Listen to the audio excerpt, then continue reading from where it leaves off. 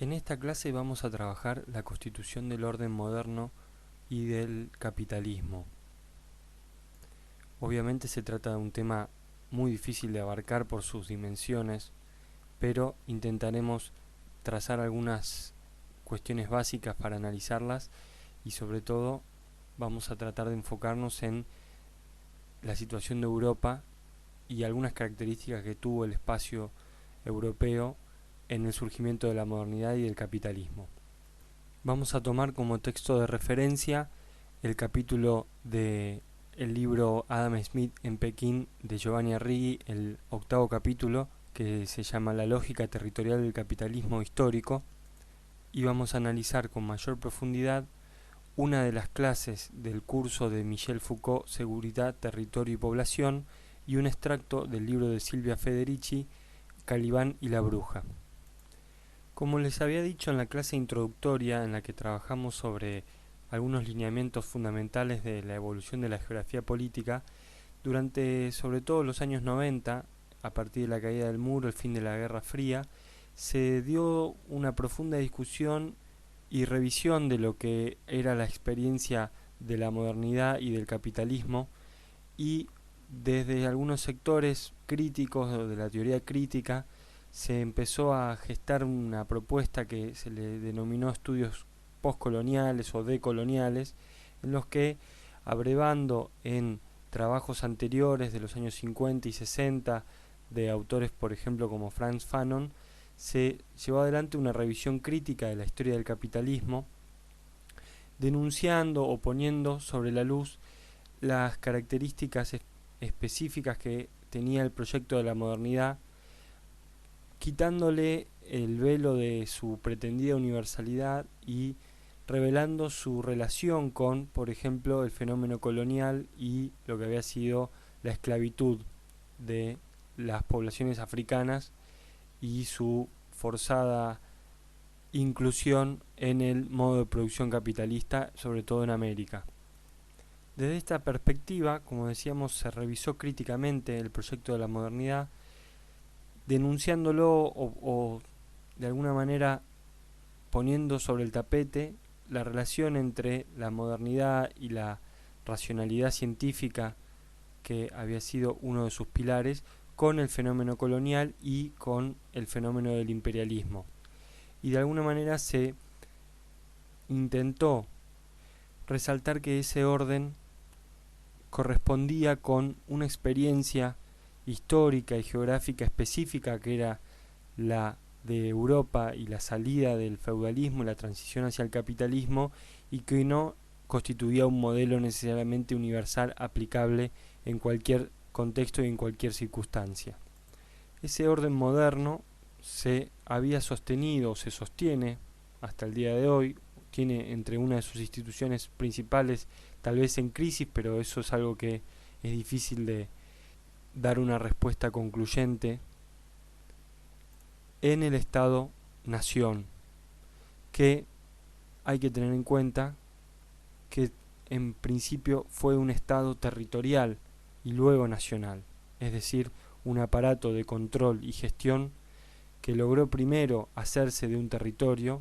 superando la fragmentación política, social de el feudalismo, y luego, a partir de ese control de un territorio, que ahora vamos a ver qué características tuvo, proponer y construir de a poco un ideal de nación. Ese Estado-nación que acompaña y sostiene la consolidación del modo de producción capitalista, se puede decir que tiene un origen o una fecha importante para analizar, que es el año 1648 con el Tratado de Westfalia, que lo vamos a trabajar ahora cuando veamos el texto de Foucault. Lo que importa de esto es tener en cuenta que el orden internacional que se sostiene hasta el día de hoy se origina en circunstancias específicas del continente europeo, que tienen que ver con el fin de la Guerra de los 30 años, un conflicto bélico por demás complejo en el que no nos vamos a meter ahora, pero que de alguna manera trazaron los lineamientos fundamentales de un modelo de gestión del territorio y de la sociedad que con el tiempo se va a imponer en el resto del mundo. Ese modelo se impuso a nivel internacional, a nivel mundial, como una meta a ser alcanzada por el resto de los pueblos del mundo, y al mismo tiempo supuso al interior de esos territorios un proceso de unificación política y cultural de las poblaciones que, por ejemplo, hablaban distintas lenguas, tenían distintas costumbres, tenían distintas religiones. Eso es algo que hasta el día de hoy se notan las huellas en los estados europeos, donde encontramos regiones que tienen otras características culturales a las predominantes a nivel nacional, ¿sí? El caso más claro para tener en cuenta ahora es lo que sucede en Cataluña, que tiene una lengua y una cultura con algunos matices diferentes a los de el resto de España. El orden moderno del que estamos hablando tuvo también entre sus fundamentos a la revolución científica, al racionalismo, que de alguna manera quitaron del centro a el saber religioso y con el tiempo lograron instituir determinadas disciplinas científicas dedicadas a analizar los distintos aspectos de la realidad. En esa revolución científica tuvo un lugar la geografía como un saber instituyente de una determinada forma de entender y controlar el espacio, centrado en los intereses del Estado y la necesidad de ejercer una dominación territorial. Por otro lado, y para ir cerrando esta breve introducción, es necesario tener en cuenta que en este panorama se va a abrir paso más adelante de la revolución industrial, que implicó una profunda reorganización espacial de las sociedades a nivel mundial, pero también al interior de los países europeos. Esa reorganización espacial tuvo como uno de sus principales vectores la urbanización, es decir, el crecimiento de las ciudades ahora con un patrón diferente al de las ciudades medievales, comerciales, como centros de producción artesanal, para convertirse en centros de producción industrial. El correlato de ese crecimiento urbano será la desarticulación de las comunidades campesinas y una gran migración campo-ciudad de campesinos convertidos en proletarios que están liberados, entre comillas, de toda atadura y se convierten con el tiempo en la fuerza de trabajo de la producción industrial. Se trata de un proceso que no fue para nada tranquilo ni armónico, sino que estuvo atravesado por un montón de luchas que ahora las vamos a mencionar al menos, y que con el tiempo dieron lugar a un nuevo tipo de conflictividad social que será la oposición capital-trabajo en el marco de las ciudades industriales. Eso va a desembocar más adelante en la conformación de una clase obrera internacional que tendrá determinadas intencionalidades y determinados programas políticos y propuestas revolucionarias, muchas veces truncas. Dicho esto, nos metemos brevemente con el texto de Arrighi, que nos permite enmarcar la discusión de los otros dos textos. Recordemos que el libro de Arrighi es un intento de comprender las relaciones de competencia o bien de cooperación entre las grandes potencias capitalistas con una mirada histórica de largo aliento, retomando las propuestas básicas del conocido libro de Adam Smith, La riqueza de las naciones, y lo que trata de hacer es comprender el ascenso de China sobre fines del siglo XX y comienzos del siglo XXI y el posible declive del imperialismo norteamericano como principal potencia a nivel mundial. Y lo que se pregunta es si el siglo XXI nos deparará un imperio global centrado en Occidente, y si no es así, una sociedad de mercado global centrada en Oriente, o bien una situación de caos sistémico indefinido que se prolongue durante mucho tiempo. Esa es la disyuntiva que plantea en general este autor.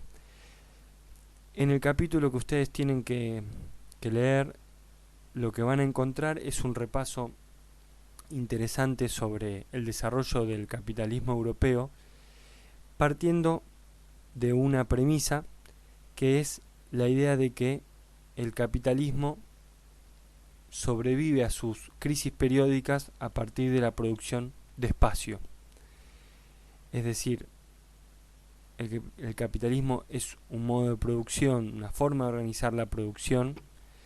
regida por la necesidad de obtención de una ganancia que va a estar encarnada por la burguesía como clase social emergente y luego dominante, desplazando a la nobleza, a la aristocracia y al clero, y que implica una reorganización profunda de la sociedad y de los factores de producción y obviamente de las relaciones con la naturaleza, relaciones de explotación, que constantemente están encontrando nuevas crisis debido a sus contradicciones internas. Y la forma de solucionar esas crisis y evitar el declive final o la desaparición como modo de producción es ampliar la escala de injerencia de estas relaciones de producción y de esa manera incorporar nuevos recursos, nuevas formas de producción a la esfera de la producción capitalista y del mercado. Arriba va a hablar, retomando algunos debates de lo que ha escrito David Harvey, por ejemplo, de una solución espacial infraestructural que implica la fijación de capital en el espacio para evitar las crisis de sobreacumulación. Eso implica una absorción de excedentes en la formación de nuevas infraestructuras que están fijadas en el espacio y que permiten de alguna manera relanzar el ciclo de acumulación. Eso es lo que también implica la destrucción de formas de organización del espacio precedentes que tienen que ver con otros modos de producción o bien con territorios o regiones vírgenes que son incorporados al mercado capitalista como recursos naturales. Lo mismo sucede con poblaciones que se encontraban por fuera de esas relaciones de producción y son incorporadas de manera más o menos violenta a esas relaciones de producción. Eso es lo que también se conoce como destrucción creativa, es decir, destruir y reconfigurar lo ya existente para reconvertirlo y permitir de esta manera que la acumulación del capitalismo se mantenga y se sostenga a una escala mayor. Este proceso extremadamente complejo no se da de manera natural, espontánea, y no se da tampoco únicamente dependiendo de la buena voluntad o de la capacidad estratégica de los capitalistas individuales, sino que requiere de la mediación del Estado como aparato institucional que expresa determinadas correlaciones de fuerza y también del capital financiero como aquel que permite distribuir los flujos de excedentes de una actividad y de un territorio hacia otros y de esta manera solucionar las crisis con soluciones infraestructurales y espaciales expansivas. Estas soluciones espaciales con frecuencia implican lo que se ha denominado también la acumulación por desposesión, es decir, el ejercicio de la violencia para incorporar determinados recursos a la acumulación capitalista. De esta manera, este autor va a plantear la idea de que el imperialismo capitalista implica luchas recurrentes entre estados para inclinar a su favor esos desplazamientos espaciales de la acumulación sin fin de poder y de capital. las luchas recurrentes van a ser ordenadas por este autor en lo que él denomina ciclos sistémicos de acumulación, es decir, grandes periodos en los que la historia del capitalismo se ve ordenada en determinados parámetros, formas de organización, y en los que van a ir alternándose momentos de expansión de la producción de mercancías y momentos de expansión financiera. Así es como este autor hace un repaso de la historia del capitalismo desde comienzos del siglo XV, de alguna manera el momento en que también se dan los grandes descubrimientos geográficos y comienza el proceso de conquista y colonización, primero de América y luego de otros continentes por parte de las potencias europeas, y concluye su análisis en la actualidad, donde el imperialismo norteamericano es la principal potencia mundial, y ahí se presenta el posible desafío de la potencia china como nuevo gran polo de poder hegemónico. De estos 4 ciclos sistémicos que identifica Arrighi, el primero, que va del siglo XV al siglo XVII y lo llama ciclo ibérico-genovés, el segundo, que arranca en el siglo XVI y se proyecta hasta el siglo XVIII y denomina ciclo holandés, el tercero, que va del siglo XVIII hasta el XX, el ciclo británico, y el último, que arranca en el siglo XIX y dura todo el siglo XX y se denomina ciclo estadounidense por la potencia hegemónica de cada uno de ellos, lo que vemos es que los primeros 3 tienen como centro de gravedad el continente europeo, y luego ese centro de gravedad se desplaza hacia el continente americano. A nosotros nos interesa particularmente esos primeros 3 ciclos porque lo que muestran es una búsqueda de poder y beneficio político, económico de estas potencias en el marco europeo, que está estrechamente ligado al control de recursos por fuera de ese continente. ¿Sí? Estamos hablando de los metales preciosos de las minas del Potosí, estamos hablando de los pueblos africanos que van a ser esclavizados y llevados a las plantaciones en América, y estamos hablando de la infinita cantidad de recursos que fueron de los cuales fueron despojados, por ejemplo, la India o la propia China en el contexto asiático. En este repaso histórico, Arrighi señala la paz de Westfalia como el momento de consagración del Estado-Nación, un momento bisagra, y sin embargo lo que él sostiene es que los primeros ciclos anteriores a esta paz de Westfalia se trata de aquellas potencias que encarnan estos distintos ciclos son todavía algo menos que un estado de nación prototípico, ¿sí? Se trata de ciudades-estado o bien de un estado protonacional,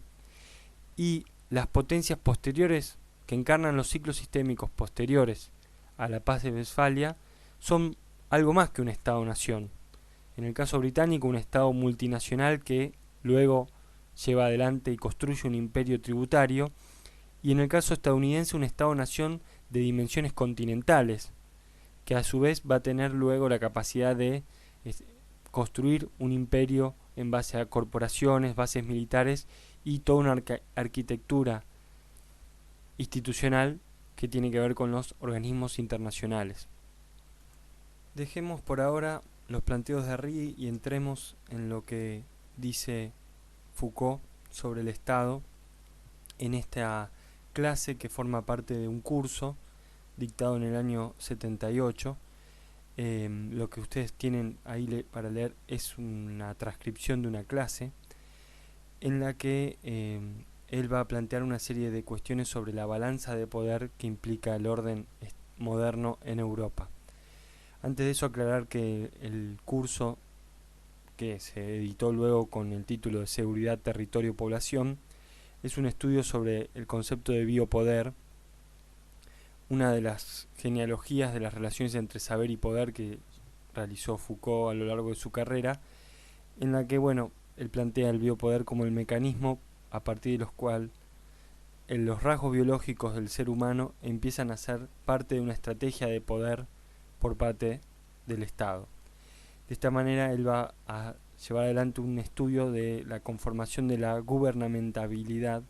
sobre la población. Y va a plantear que las tecnologías de la seguridad pasan de una soberanía sobre el territorio a una regulación sobre la población. Pero bueno,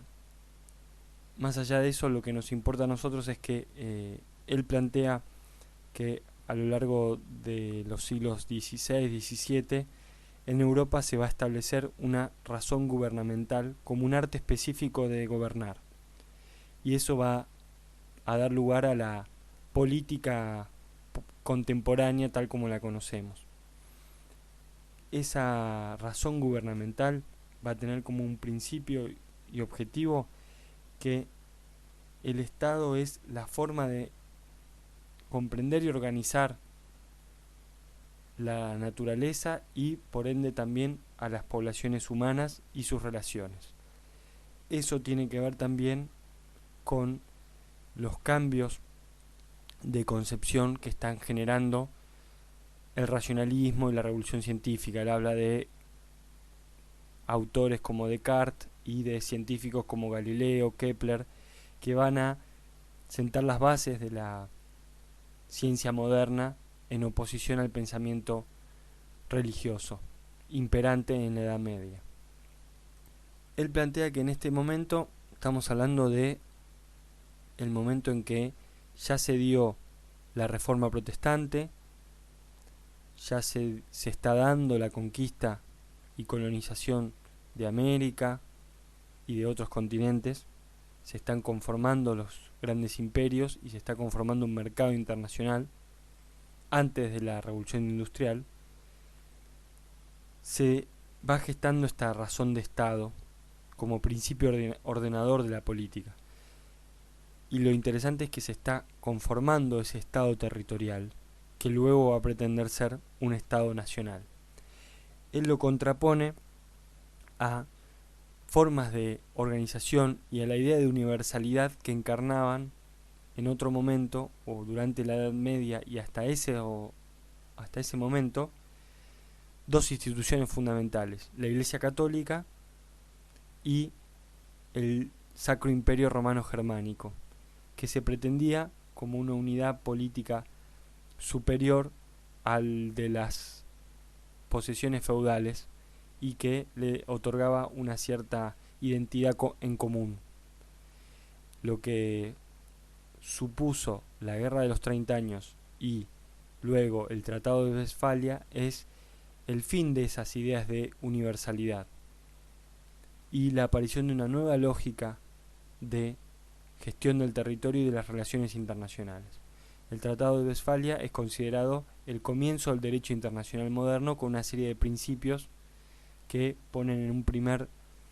lugar al Estado moderno como principio ordenador. Es un momento a partir del cual, por ejemplo, ya la Iglesia no va a lograr convencer a los monarcas europeos de destinar recursos para realizar las cruzadas que vayan hasta Medio Oriente a recuperar Jerusalén para la cristiandad, por ejemplo.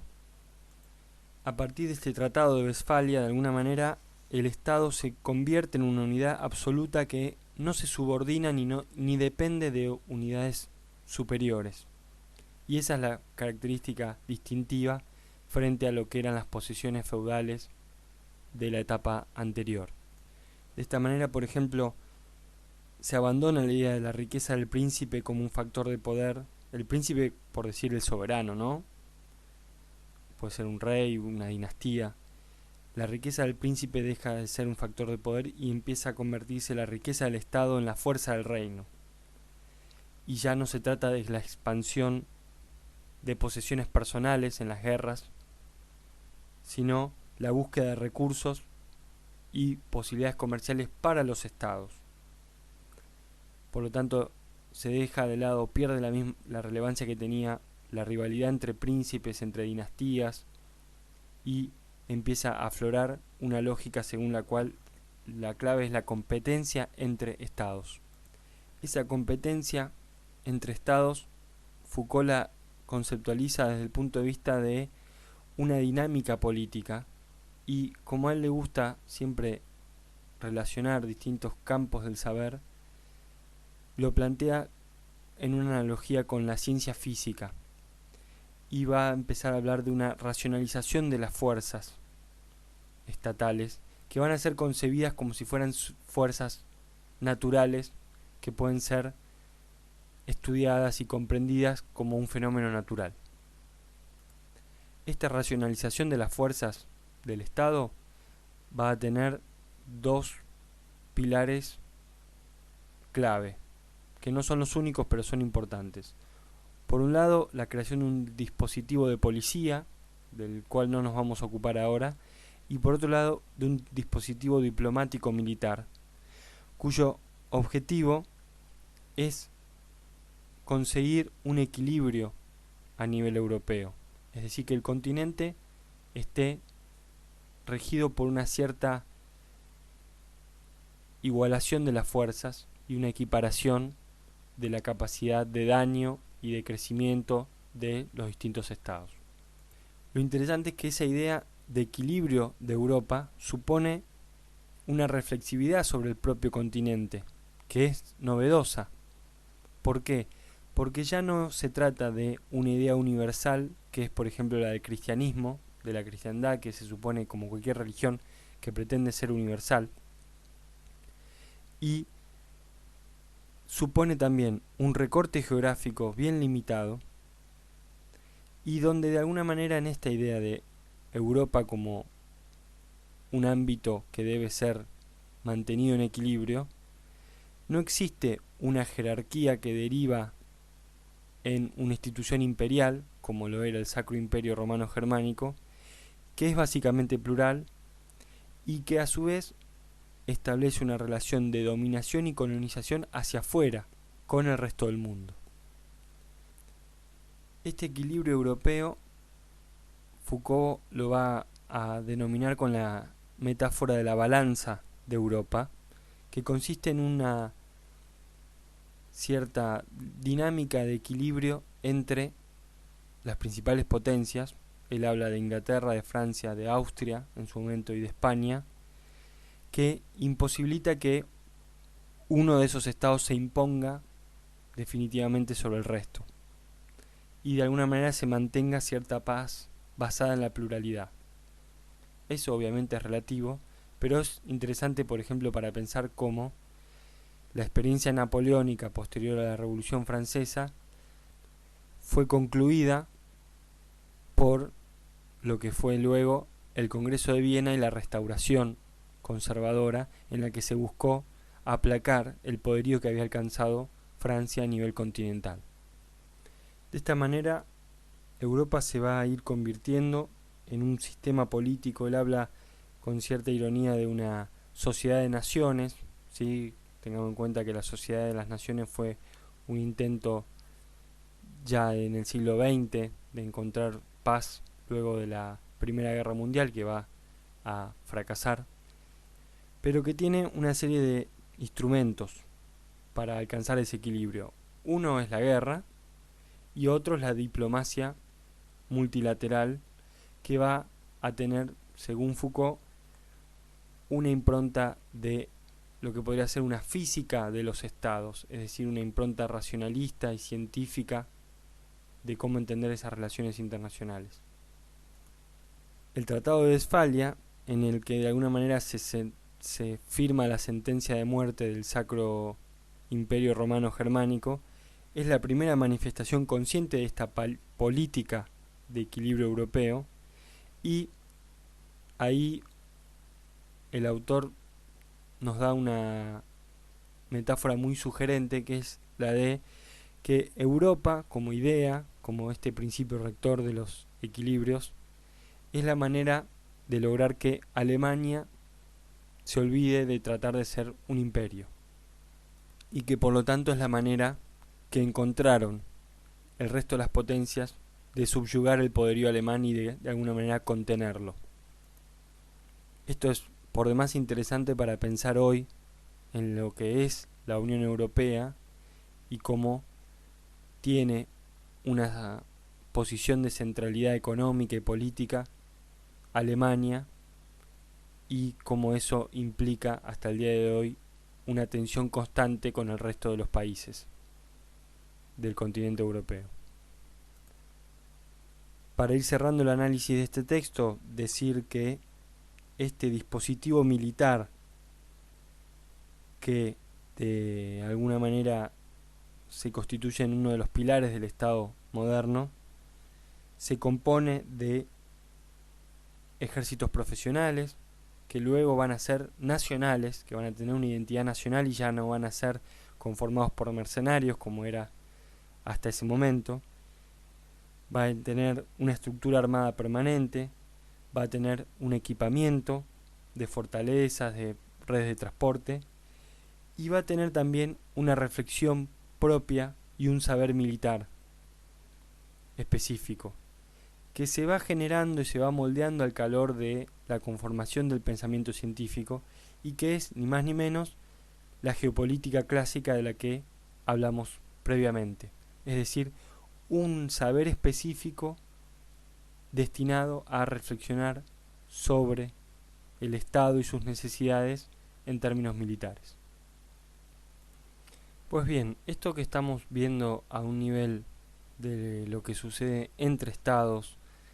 si se quiere en el marco de las élites políticas, culturales, intelectuales de Europa,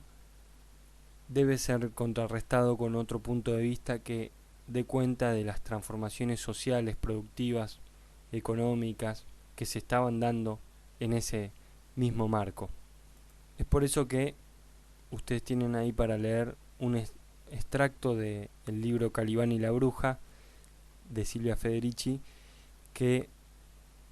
de alguna manera lo que busca es cuestionar el proceso de transición del feudalismo al capitalismo desde el feminismo y discutiendo con el marxismo y también con los planteos de Foucault y el postestructuralismo. Esta autora va a plantear el rol central de la explotación de la mujer en el proceso de acumulación del capital. Explotación en cuanto las mujeres son las productoras de la mercancía más importante para el capitalismo, que es la fuerza de trabajo, y explotación en tanto el trabajo reproductivo, el trabajo no pagado, es la base para el salario que reciben los trabajadores masculinos. De esta manera se propone criticar el concepto de acumulación originaria de Marx por no incluir la esfera de la reproducción, y la teoría del cuerpo de Foucault por no distinguir entre varones y mujeres, básicamente. Y si bien ella no reniega de las características fundamentales del concepto de acumulación originaria, que tienen que ver con ese proceso fundacional de violencia y de despojo que da lugar a la acumulación de capital, lo que sí hace es agregarle otra perspectiva que tiene que ver con la nueva división sexual del trabajo, que somete a la mujer a una función meramente reproductiva, ese orden patriarcal que excluye a las mujeres del salario como relación social y como relación económica, plantea la mecanización del cuerpo femenino como productor de nuevos trabajadores y una idea de violencia constante que no se detiene y que va a tener como máxima expresión la caza de brujas que se desarrolla en Europa entre los siglos XVI y XVII. Lo que hace ella es discutir la idea del marxismo de que el capitalismo suponía un paso doloroso pero necesario en el proceso de liberación humano, porque permitía un desarrollo de las fuerzas productivas fundamental para luchar contra la escasez, y plantea una relación intrínseca, ineludible, entre el capitalismo, el racismo y el sexismo, y hace algo muy interesante, que es una valoración negativa del Renacimiento y de la transición al capitalismo, del abandono del feudalismo, al sostener que en los últimos siglos de la Edad Media las masas campesinas y las mujeres gozaban de mayores márgenes de libertad de los que tuvieron después. Y de hecho sostiene que el capitalismo es de alguna manera una reacción ante las fuertes luchas por su libertad y por obtener mejores salarios y mejores condiciones de vida que llevaron adelante las masas campesinas a partir del siglo XIV. Por ejemplo, Gramsci hace una valoración similar, en tanto sostiene que el Renacimiento italiano es, lejos de suponer un momento de crecimiento espiritual y social y comercial de la humanidad, es un movimiento reaccionario que reprime la vigorosa vida política y social que tenían las ciudades medievales italianas. De hecho, nosotros estamos acostumbrados a pensar a la Edad Media como el momento de mayor opresión, de oscurantismo, de persecución política y religiosa. Y si bien es cierto que no se trataba de una época armónica donde estaba todo bien, la Inquisición y otros fenómenos como la caza de brujas, que es el que analiza esta autora, no son propios de la Edad Media, sino de los primeros siglos del capitalismo. Estamos hablando del siglo XVI-XVII. Lo central del planteo de esta autora es que la expansión del capitalismo no se puede entender en el propio contexto europeo sin un proceso de privatización y cercamiento de las tierras conocidas como comunales o abiertas. Se trata en definitiva de la desarticulación de la organización social y espacial que implicaba el feudalismo para conformar una nueva organización social y espacial de la sociedad y de la producción. Este proceso masivo de expropiación de tierras tuvo algunos mecanismos como las guerras, de las que ya hemos hablado, donde la incidencia de ejércitos profesionales generaba la virtual destrucción de muchas aldeas y una transformación profunda del paisaje agrario europeo, y la propia reforma religiosa con la consecuente confiscación de tierras de propiedad de la Iglesia que fueron privatizadas. El cercamiento tiene una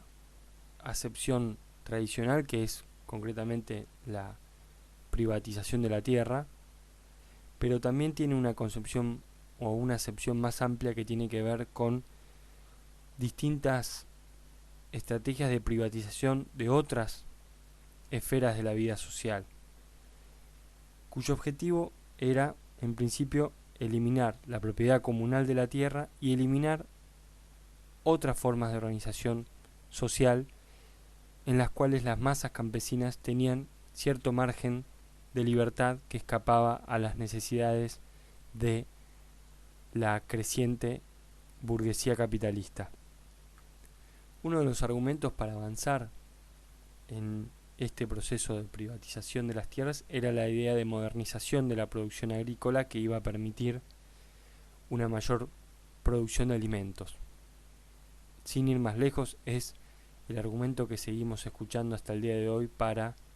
sostener el agronegocio, sostener lo que fue en su momento la Revolución Verde, es decir, la idea de que es fundamental expandir las relaciones de producción capitalistas y la privatización en el marco de la producción de alimentos y de el mundo rural para asegurar mayores niveles de producción de alimentos, y sin prestar atención a que de esta manera se están desplazando a otros sujetos del agro que tienen otras lógicas. Lo importante es que estos campos comunes, abiertos, que eran parte de la forma de organización de la producción y de la sociedad feudal, eran también la base material para toda una socialidad campesina y eran especialmente relevantes para las mujeres, que muchas veces dependían, en el caso de que no tuvieran marido, que eran mujeres independientes, dependían directamente de la posibilidad de acceder a estos campos abiertos, y que cuando estos campos fueron privatizados, directamente se quedaron sin medios de subsistencia. Una de las consecuencias de este proceso fue una creciente polarización social dentro de la población rural, es decir, un aumento de las situaciones de desigualdad económica y social en el marco de estas poblaciones rurales, y una mayor dependencia económica de los trabajadores por la separación de sus medios de subsistencia, lo cual se condice y se corresponde con un aumento que se va a registrar en este periodo, estamos hablando del siglo XVI-XVII, del precio de los alimentos, lo cual suponía un mayor nivel de degradación de las condiciones de vida de esta población. Es decir, lo que estamos analizando es el proceso por demás violento a partir del cual los campesinos se convirtieron en proletarios y se fueron a vivir a la ciudad porque no tenían otra forma de subsistir. ¿Cuál es la idea del proletario? El concepto de proletario, ¿cuál es? Aquel que está despojado de toda posesión, y su única posesión, ¿cuál es? La prole, es decir, sus hijos, su descendencia. Ahora bien, ¿quiénes están a cargo de esa prole, de esa descendencia? Las mujeres, que son las que se cargan sobre sus espaldas el trabajo reproductivo que generalmente, y que a partir sobre todo de este periodo, no está pagado, no está incorporado a las relaciones mercantiles. En definitiva, el planteo de esta autora es que el recrudecimiento de la violencia machista que sufrieron y sufren las mujeres en ese momento tuvo la función específica de sostener el proceso de acumulación de capital y conseguir la asalarización completa de la mano de obra masculina. Es importante para nosotros pensar esto en función de la conformación de los estados nacionales como marcos territoriales en los cuales estos conflictos se van a desarrollar y desplegar, y a su vez como una profunda reorganización espacial que se va a volver constitutiva no sólo del modo de producción capitalista en sus diferentes etapas y ciclos históricos, sino de la propia modernidad.